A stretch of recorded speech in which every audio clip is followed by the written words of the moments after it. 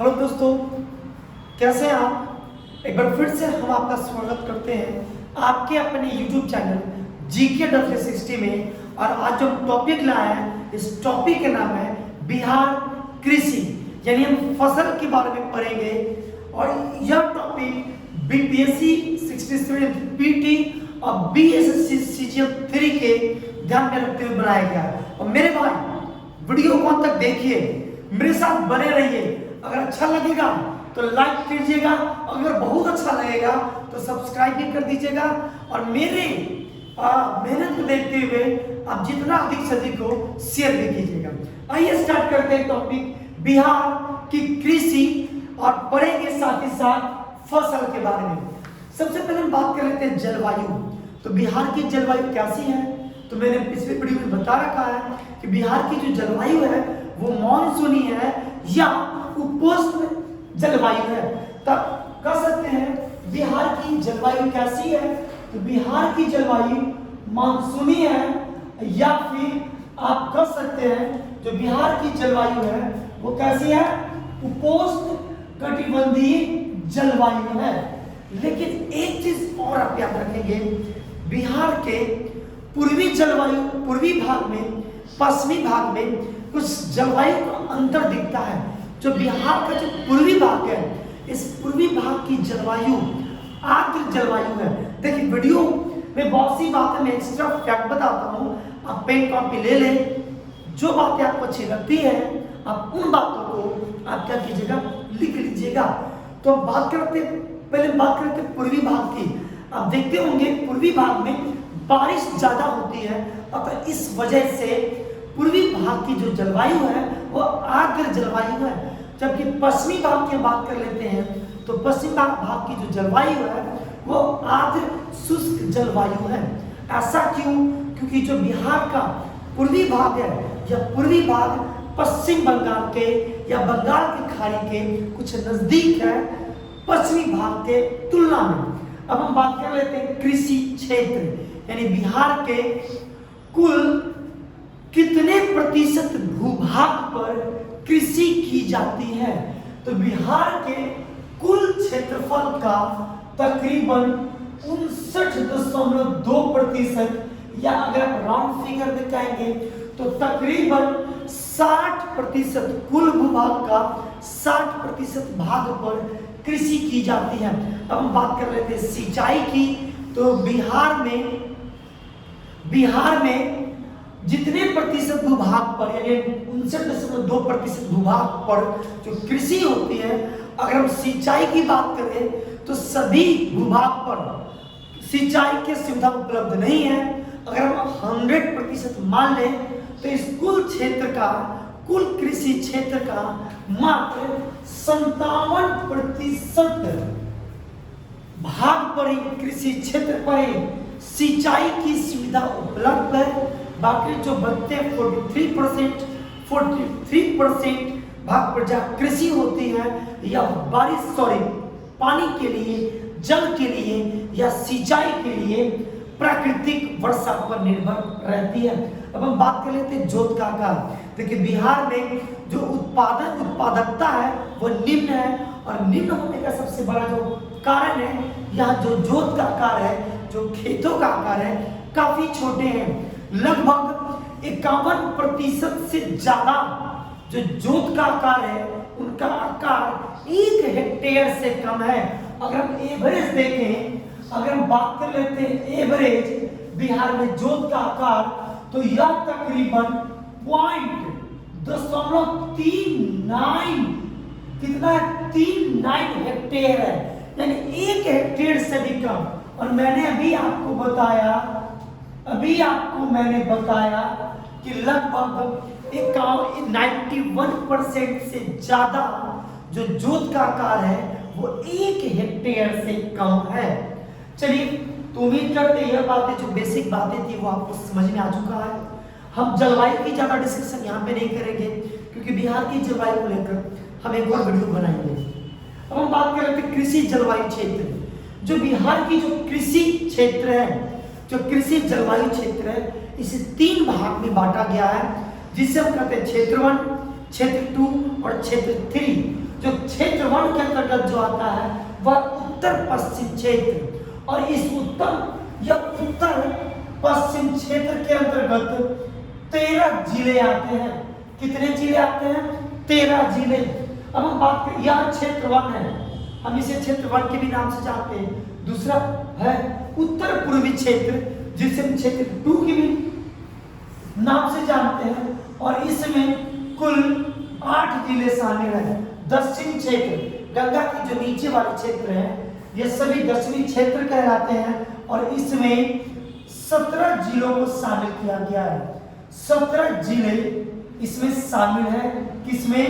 दक्षिणी क्षेत्र में। अब आपसे एग्जाम में पूछ सकता है कि यार देखिए, लिख लीजिए, हम इसे क्षेत्र 1 के नाम से भी जानते हैं, इसे क्षेत्र 2 के नाम से जानते हैं, और इसे क्षेत्र 3 के भी नाम से जानते हैं। अब यह जो उत्तर पश्चिम क्षेत्र के जो 13 जिले हैं वो कौन कौन जिले हैं, इस चीज को पढ़ने के लिए पहले मैंने बता रखा बिहार के 38 जिलों के बारे में। पहले आप उस वीडियो को देखें, तब यह चीज आपको एक बार में समझ में आ जाएगा, रटने की जरूरत नहीं है। 13 जिले कौन कौन आते हैं, तो आप शुरू हो जाइए। कहां से शुरू हो जाइए? तो आप शुरू हो जाइए पश्चिम चंपारण से लेकर कोसी नदी के पहले तक। कोसी सुपौल में प्रवेश करती है, तो सुपौल के पहले मधुबनी, और पश्चिम चंपारण से लेकर मधुबनी तक उसके सारे नीचे गंगा तक सटे हुए वो उत्तर पश्चिम क्षेत्र में आते हैं। अब कौन कौन आते हैं, तो मेरे साथ बोलिए कौन है। सबसे पहले हम ऊपर की बात कर लेते हैं, तो नेपाल से लगे हुए कौन है? पश्चिम चंपारण। दूसरा कौन है? पूर्वी चंपारण। तीसरा कौन है? सीतामढ़ी। चौथा कौन है? मधुबनी। अब पूर्वी चंपारण से नीचे आएंगे तो गोपालगंज से नीचे आएंगे सिवान से नीचे आएंगे सारण। 7। अब इसके बाद आ जाइए मुजफ्फरपुर के ठीक नीचे क्या? वैशाली, और ठीक इसी सीतामढ़ी और पूर्वी चंपारण के बीच एक और जिला जिसका क्या नाम है? शिवहर। और जो बचा हुआ है वो है दरभंगा, समस्तीपुर और बेगूसराय। ये 13 जिले हैं। अब उत्तर पूर्वी क्षेत्र के 8 जिले कौन कौन है? वो है सुपौल, अररिया, किशनगंज। सुपौल, अररिया, किशनगंज। किशनगंज के नीचे क्या? पूर्णिया के नीचे क्या जाता है? कटिहार। तो यह 5 जिले हो गए। सहरसा, मधेपुरा, खगड़िया, ये 8 जिले हो गए। अब हम बात करते हैं दक्षिणी क्षेत्र, तो गंगा से लगे हुए सारे नीचे वाले 13 जिले इसमें आते हैं। तो उम्मीद करते हैं यह बातें आपको समझ में आ चुका होगा। अब हम बात करते हैं फसल के प्रकार। तो बिहार में लगभग सभी प्रकार के फसल, ऐसे 4 मौसम के आधार पर देखेंगे तो 4 प्रकार की फसलें होती हैं, लेकिन मुख्यतः फसल 3 वर्गों में बांटा गया है। खरीफ फसल, रबी फसल, जायद या गर्मा फसल। अब हम खरीफ फसल की बात कर लेते हैं। तो खरीफ फसल कैसे फसल होते हैं? जो बारिश के मौसम में क्या होते हैं? बोए जाते हैं। और खरीफ फसल के एग्जाम्पल में कौन कौन आते हैं? जैसे धान, मक्का, जैसे खरीफ फसल में आते हैं धान, मक्का, जूट, गन्ना। ये सभी बातें हम बिहार के रिगार्डिंग बात कर रहे हैं। अब हम रबी फसल किसे कहते हैं? तो रबी फसल जो खरीफ फसल के काटने के बाद जो फसल बोई जाती है वह रबी फसल होती है, जो तकरीबन कह सकते हैं कि ठंड के मौसम में बोई जाती है, अक्टूबर नवंबर के आसपास बोई जाती है, और ठंड खत्म होते काट ली जाती है, फरवरी मार्च के मौसम में काट लिए जाते हैं। और इसके सबसे बेस्ट एग्जाम्पल है गेहूं है, जौ है, चना है, मटर है, तंबाकू है, सरसों है, आलू है। हम बिहार की रिगार्डिंग बात कर रहे थे, जैसे बिहार में गेहूं, जैसे बिहार में बात कर रहे थे चना, बिहार में मटर, आलू, है ना, इत्यादि जो सभी फसलें हैं, जो ये सभी फसलें किसके एग्जाम्पल है? सबसे बेस्ट एग्जाम्पल है रबी फसल के। और एक और आप याद करेंगे तंबाकू। तंबाकू में भी बिहार अग्रणी है, और तंबाकू भी एक रबी फसल है। अब हम जायद फसल की बात कर लेते हैं, गर्मा फसल की बात कर लेते हैं। तो ये तकरीबन खरीफ और रबी के ठीक बीच में ही बोई जाती है और काट ली जाती है। खरीफ के बोने के बाद बोई जाती है, और रबी फसल के बोने से पहले काट ली जाती है। और इसके सबसे जो अच्छी एग्जाम्पल है, यह जैसे मूंग है, मड़ुआ है, धान की भी कुछ खेती जो होती है वो जायद फसल में आती है। तो यह चीजें आपको समझ में आ चुकी होंगी कि लगभग तीनों प्रकार की जो फसल है वो बिहार में बोई जाती है। अब हम बात कर लेते हैं, ये मैंने बता दिया है। अब हम बात कर लेते हैं खाद्यान्न उत्पादन में स्थान। आखिर भारत का खाद्यान्न उत्पादन में पूरे भारत में जो राज्य है, राज्यों के मामले में खाद्यान्न उत्पादन में जो बिहार का स्थान है वो पूरे इंडिया में 8वां है। और हम बात कर लेते हैं फसल का कि कौन कौन फसलें बिहार में बोई जाती है, और जो मुख्यतः फसल है हम उसकी बात करेंगे।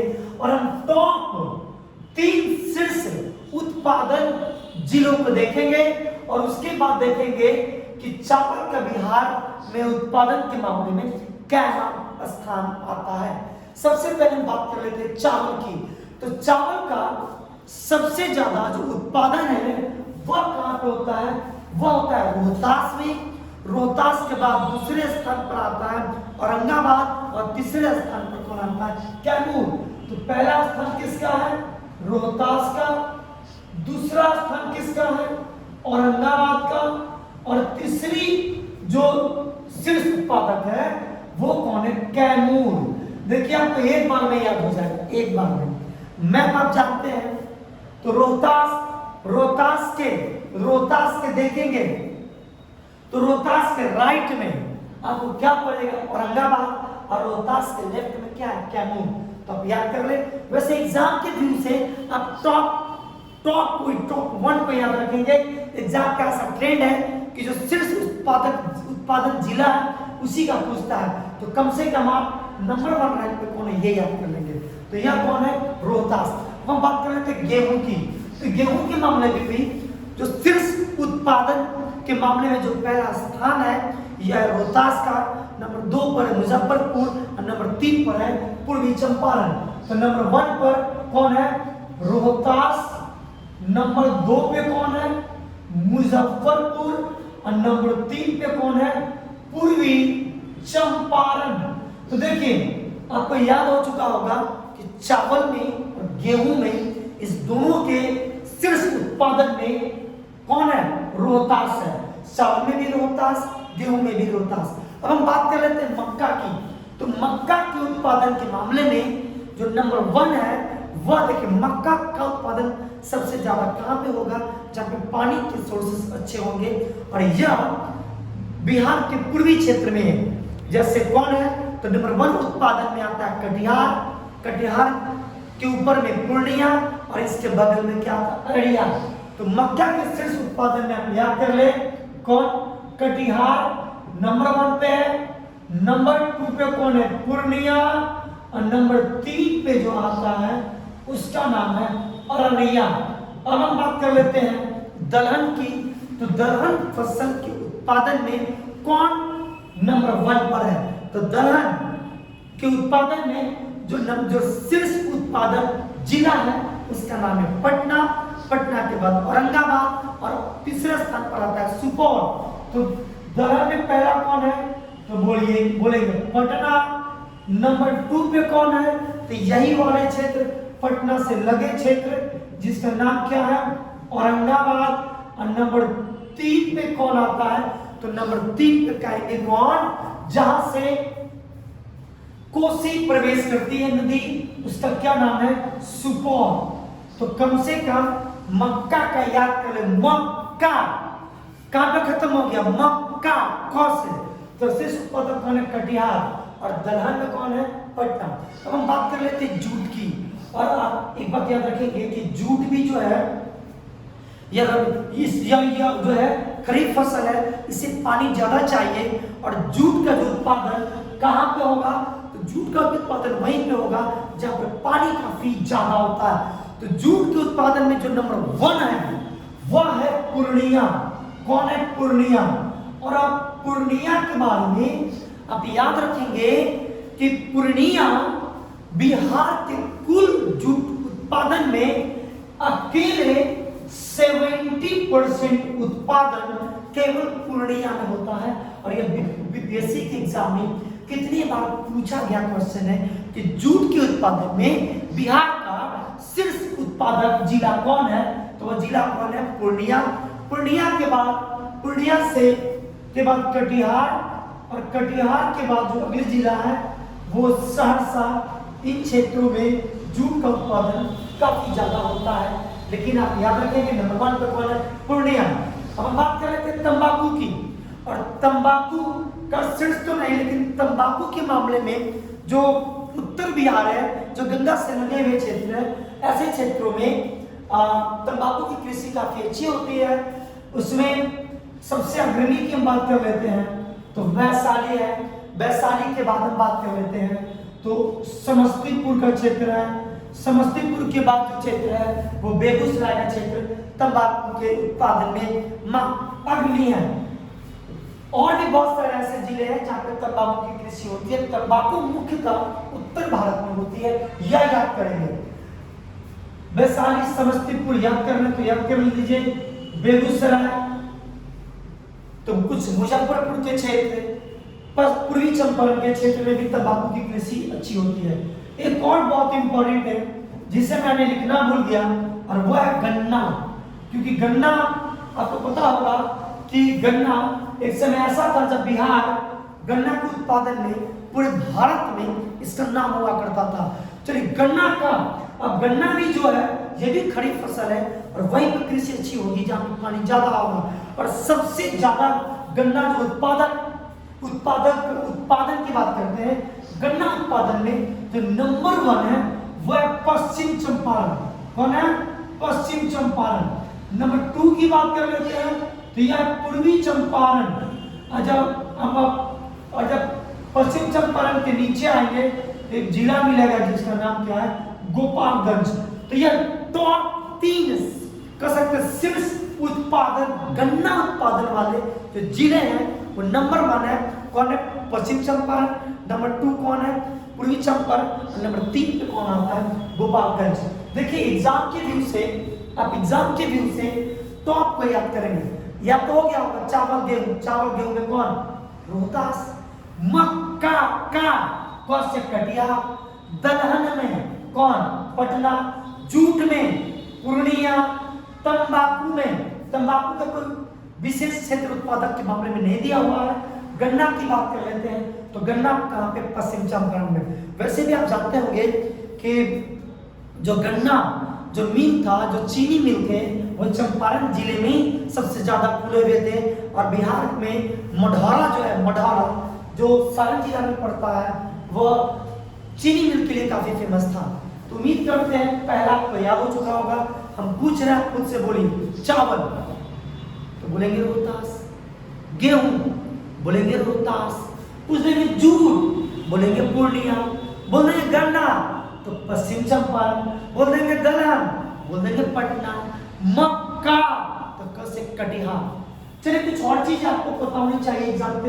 एक चीज और मैं यहाँ पर मैंने लिखना भूल गया। और हम देखते भारत में स्थान, तो चावल उत्पादन में बिहार का भारत में क्या स्थान है, तो यह बिहार में 5वां स्थान रखता है।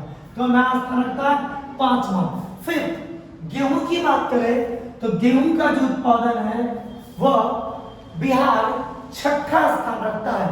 मक्का की बात करें तो मक्का पूरे भारत में यह दूसरा स्थान रखता है। हम बात कर रहे थे दलहन की, तो दलहन के उत्पादन में बिहार पूरे भारत में 6ठा स्थान रखता है। अब हम बात कर रहे थे किसकी, जूट की, और जूट के उत्पादन में यह पूरे भारत में दूसरा स्थान रखता है। तंबाकू की बात कर ले तो तंबाकू के उत्पादन में पूरे भारत में बिहार 6ठा स्थान रखता है। अब हम बात कर रहे थे गन्ना, तो गन्ना उत्पादन में यह 9वां स्थान रखता है। देखिए एक चीज अब पहले आपको याद करने की जरूरत है, याद मत कीजिए, हम आपको ट्रिक से याद करवा दे रहे हैं। चावल याद रखिएगा, चावल में 5 तो गेहूं में 6, याद हो जाएगा। आप ऐसे कि चावल में 5 तो गेहूं में क्या हो गया, 6। अब हम बात करते हैं जूट, तो जूट जो है ना 2 शब्द का है, तो क्या स्थान है, दूसरा। आप कहिएगा गन्ना, तो ग न ना ना ना नौ से नौ, तो गन्ना में क्या मार नौमा। देखिए ये याद करने के तरीके हैं, गन्ना ना नौ नौ, जो दू शब्द का है तो क्या है दूसरा स्थान है। अब चावल में 5 तो गेहूं में क्या है छठा। अब दलहन की बात कर रहे थे छठा, लेकिन इस दलहन के मामले में जो छठा रैंक है जनरली यह बिहार का चना उत्पादन के मामले में, चना दाल के मामले में, ठीक है। तो सब कुछ याद हो चुका होगा और आप जानबे करते हैं। एक मैच कर लीजिए गेहूं के साथ कि गेहूं और तंबाकू, गेहूं तंबाकू। देखिए कैसे याद कीजिएगा, तो मैंने ट्रिक लगाया है, गेहूं ऐसे लगा हुआ ना, गेहूं तो भी क्या तंबाकू लगा हुआ है, और इस दोनों में क्या मार छठा। खत्म तो हो गया। एक याद कर लीजिए मक्का अपने आप से यह क्या है दूसरा स्थान है। चलिए कुछ एक्स्ट्रा फैक्ट याद कर लीजिए, जैसे हम बात कर लेते हैं आलू की, दिख रहा है यहाँ पे देखे तो, हाँ। अगर हम बात कर लेते हैं आलू के उत्पादन में, तो आलू के उत्पादन में जो बिहार का शीर्ष जिला है वह आता है पटना। कौन आता है पटना। और पटना के बाद जो आता है नाम, उस जिला का नाम है नालंदा। और हम प्याज की बात कर लेते हैं, प्याज की, तो प्याज में जो सबसे अव्वल उत्पादक है वह है नालंदा। और नालंदा के बाद कौन आता है, नालंदा तथा पटना, ये दोनों का प्याज उत्पादन में काफी ज्यादा नाम आता है।